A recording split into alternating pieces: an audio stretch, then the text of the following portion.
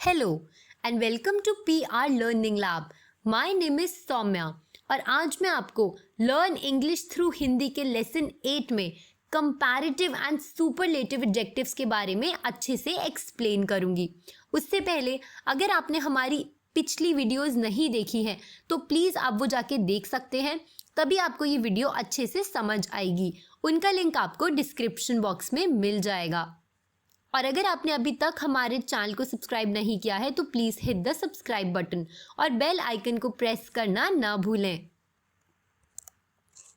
सबसे पहले मैं आपको बताऊंगी कि कंपैरेटिव एडजेक्टिव्स क्या होते हैं, दैन वर्सेस देन, दैन और देन में क्या डिफरेंस होता है, कंपैरेटिव एडजेक्टिव्स को हम किस तरीके से यूज़ करते हैं, सुपरलेटिव एडजेक्टिव्स क्या होते हैं, उनको हम किस तरीके से यूज़ करते हैं, 1, 2 एंड 3 सिलेबल एडजेक्टिव्स के बारे में भी बताऊंगी। तो आइए अपना लेसन शुरू करते हैं। What are comparative adjectives? Comparative adjectives वो होते हैं जो हम कंपैरिजन करने के लिए यूज़ करते हैं। जब भी हम दो चीज़ों के बारे में कंपेयर कर रहे होंगे, यानी कि दो चीज़ों को एक दूसरे से कंपेयर कर रहे होंगे, तब हम कंपैरेटिव एडजेक्टिव्स का यूज़ करेंगे। कुछ कंपैरेटिव एडजेक्टिव्स यहाँ पर आपको देखने को मिलेंगे, जैसे कि बेटर, मोर, मोस्ट, देन। ये सारे ही कुछ कॉमन कंपैरेटिव एडजेक्टिव्स हैं जो हम अपनी डे टू डे लाइफ में यूज करते हैं। देन एंड देन, ये एक बहुत ही इंपॉर्टेंट टॉपिक है जिसमें बहुत सारे लोग गलतियां कर देते हैं। देन और देन में क्या डिफरेंस होता है? आप देख सकते हैं इस स्पेलिंग में ए आता है पर इस स्पेलिंग में ई आता है। सिर्फ इस एक लेटर के चेंज हो जाने से पूरे वर्ड के मीनिंग में भी चेंज आ जाता है। तो इसीलिए बहुत ज़रूरी है कि हम देन और देन के डिफरेंस को अच्छे से समझें। सबसे पहले हम बात करते हैं देन की। हम देन तब यूज़ करते हैं जब हम दो चीज़ों को कंपेयर कर रहे हों, यानी कि कंपैरेटिव एडजेक्टिव यूज़ कर रहे हों। जैसे कि she is 2 years older than me, वो मेरे से 2 साल बड़ी है। यहाँ पर हमने दो लड़कियों की एज को कंपेयर किया है। सेकेंड एग्जाम्पल देखेंगे, France is a bigger country than Britain. यहाँ पे दो कंट्रीज के बीच में कंपैरिजन हो रहा है, यानी कि यहाँ पे फ्रांस और ब्रिटेन के बीच में कंपैरिजन हो रहा है कि जो फ्रांस है वो ब्रिटेन से बिगर है, यानी कि वो ब्रिटेन से बड़ी कंट्री है। तो इसलिए हमने यहाँ पे दैन यूज़ किया है। She is more intelligent than Ram, वो राम से ज़्यादा इंटेलिजेंट है। यहाँ पर एक लड़की और राम के बीच में कंपैरिजन हो रहा है, इसीलिए हमने यहाँ पे दैन का यूज़ किया है। बट जब हम THEN की बात करते हैं, इसे हम दैन नहीं बोलते, इसे हम देन बोलते हैं। यानी कि जैसे दैन बोलने के लिए हम ए पर ज़्यादा एम्फसाइज करते हैं दैन, उसी तरीके से हम देन में नहीं करते हैं। हम इसे सिंपली देन बोलते हैं और ई के ऊपर एम्फसाइज नहीं करते हैं। ये तो हो गया इनकी प्रोनाउंसिएशन में डिफरेंस, और इनके मीनिंग में भी बहुत ज़्यादा डिफरेंस है। देन वर्ड को हम कंपैरिजन्स करने के लिए यूज़ नहीं करते हैं। देन मतलब होता है किसी चीज़ का किसी दूसरी के बाद आना। जैसे ही कोई चीज़ हुई उसके बाद किसी दूसरी चीज़ का हो जाना, तब हम देन वर्ड का यूज़ करते हैं। I bought some fruits and then went home, मैंने कुछ फ्रूट्स खरीदे और उसके बाद मैं घर चली गई। अब आप यहाँ पे देखेंगे कि बात तो दो चीज़ों के बारे में हो रही है। पहले मैंने फ्रूट्स खरीदे, फिर मैं घर चली गई।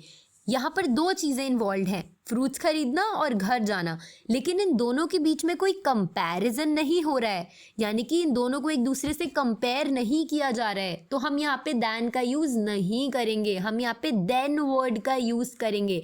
देन मतलब होता है किसी चीज़ के बाद होना। पहले मैंने फ्रूट्स खरीदे एंड देन वेंट होम, उसके बाद मैं घर चली गई। सेकेंड एग्जाम्पल देखेंगे, he had his tuitions at 6, then he went to his dance class. उसकी ट्यूशन 6 बजे थी, उसके बाद वो अपनी डांस क्लास के लिए चला गया। then मतलब होता है किसी चीज़ के बाद। his dog nosed me, then let me go in. उसके डॉग ने पहले मुझे नोज किया, यानी पहले मुझे अच्छे से सूंघा और उसके बाद मुझे घर में एंटर करने दिया।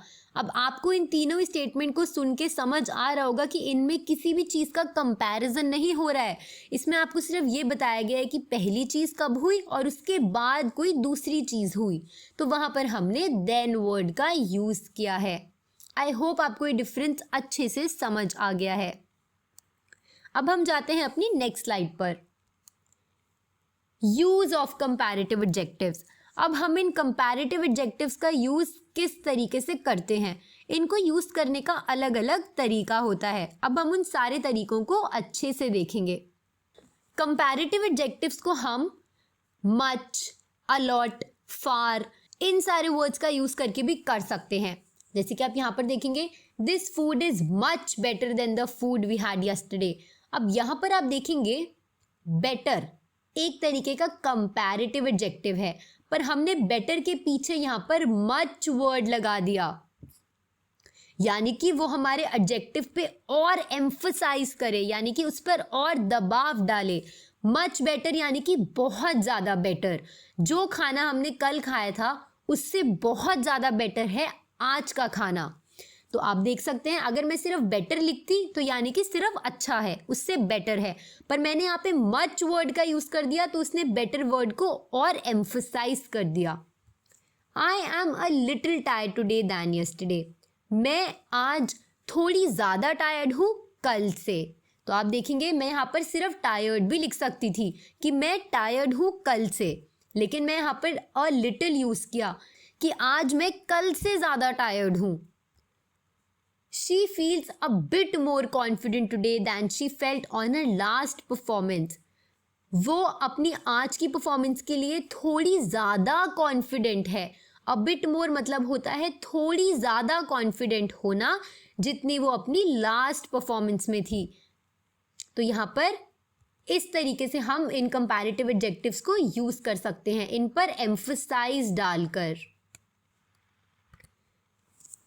अगला तरीका होता है, हम दो कंपैरेटिव एडजेक्टिव्स को बार बार रिपीट भी कर सकते हैं। जैसे कि the plant got bigger and bigger. वो जो प्लांट है वो बड़ा होता गया और होता गया। मैं चाहती तो मैं बोल सकती थी द प्लांट गॉट बिगर, यानी कि जो प्लांट है वो बड़ा हुआ, लेकिन उस पर एम्फसाइज डालने के लिए मैंने वहाँ पर बिगर का 2 बार यूज़ किया। वो बड़ा होता गया और होता गया। सेकेंड एग्जाम्पल है, my grand father turned older and older. मेरे जो ग्रैंड फादर हैं वो ओल्ड होते गए और होते गए। He was running faster and faster. वो तेज दौड़ता गया और तेज दौड़ता गया। तो आप देख सकते हैं कि इन कंपैरेटिव एडजेक्टिव्स को हम बार बार यूज करके इनको और एम्फसाइज डाल सकते हैं। ये हमारी स्टेटमेंट को और ज़्यादा इफेक्टिव बनाते हैं। हम कंपैरेटिव एडजेक्टिव्स के साथ कभी कभी द भी यूज़ करते हैं, वो हमारे दूसरे वाले स्टेटमेंट पर भी डिपेंड करेगा। जैसे कि आप देख सकते हैं, the faster you drive the more dangerous it is. जितना फास्ट तुम ड्राइव करोगे तुम्हारे लिए उतना ही खतरा बढ़ता जाएगा।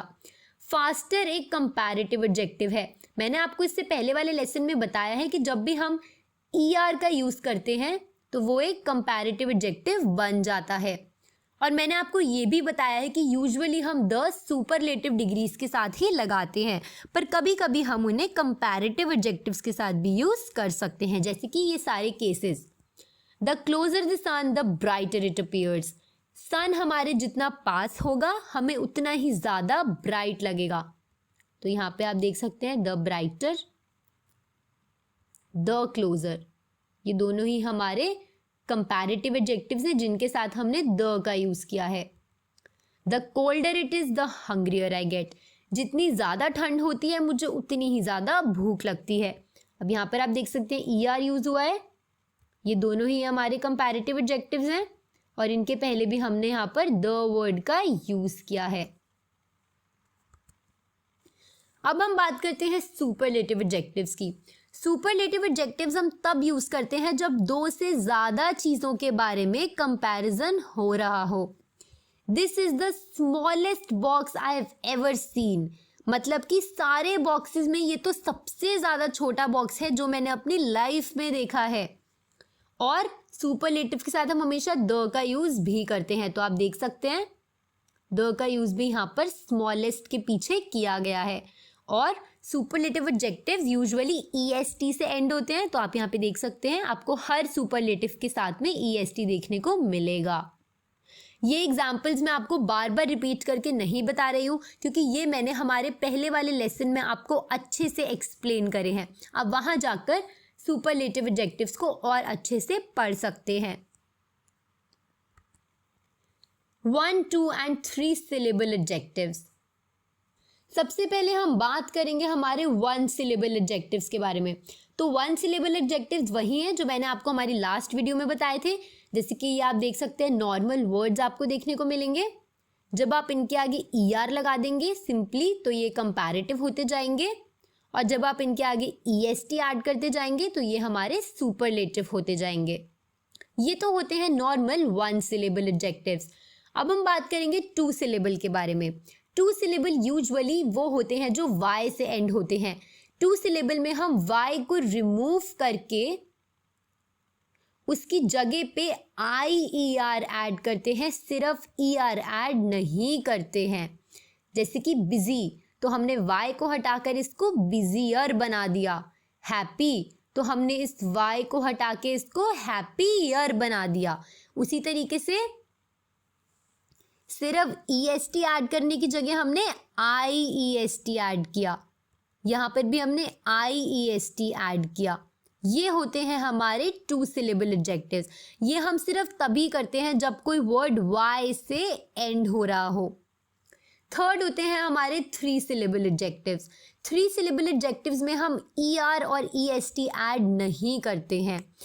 ये एग्जाम्पल मैं आपको अपनी लास्ट वीडियो में भी दे चुकी हूँ ब्यूटीफुल वर्ड का। ब्यूटीफुलर और ब्यूटीफुलेस्ट कुछ नहीं होता है, ये एकदम रॉन्ग इंग्लिश है। ब्यूटीफुल, इम्पॉर्टेंट, इस तरीके के वर्ड्स के साथ हम यहाँ पे मोर और मोस्ट का यूज़ करते हैं। कोई ब्यूटीफुल है यानी कि सुंदर है, बट जब हम कंपैरेटिव करेंगे कि कोई लड़की दूसरी लड़की से ज़्यादा सुंदर है तो हम बोलेंगे she is more beautiful than her. वो लड़की दूसरी वाली से ज़्यादा सुंदर है। हम ये नहीं बोलेंगे कि शी इज़ ब्यूटीफुलर दैन हर, ये एकदम गलत इंग्लिश हो जाएगी। तो इसीलिए हमने यहाँ पर मोर वर्ड का यूज़ किया है। She is the most beautiful girl, वो लड़की सबसे ज़्यादा सुंदर लड़की है, तो हमने यहाँ पर मोस्ट वर्ड का यूज़ किया है। उसी तरीके से इम्पॉर्टेंट का केस भी होता है। इम्पॉर्टेंट, मोर इम्पॉर्टेंट और मोस्ट इम्पॉर्टेंट, ये करेक्ट है। इम्पॉर्टेंट और इम्पॉर्टेंट टेस्ट कुछ नहीं होता है। तो इन चीज़ों का आपको ध्यान रखने की ज़रूरत है। जैसे जैसे आप इंग्लिश की और ज़्यादा प्रैक्टिस करेंगे ये सारे ही तरीके के एडजेक्टिव्स आपको और ज़्यादा देखने को मिलेंगे, और आपको समझ आएगा कि इन्हें किस तरीके से हम कंपैरेटिव और सुपरलेटिव में कन्वर्ट करके लिख सकते हैं। ये आप याद नहीं कर सकते क्योंकि इस तरीके के बहुत सारे वर्ड्स होते हैं। ये आपको धीरे धीरे प्रैक्टिस से ही समझ आएगा। आई होप आपको आज का लेसन अच्छे से क्लियर हो गया है। अगर आपको ये वीडियो पसंद आया तो प्लीज़ इस वीडियो को लाइक और शेयर ज़रूर कीजिए, और हमारे चैनल को सब्सक्राइब करना ना भूलें। Thank you.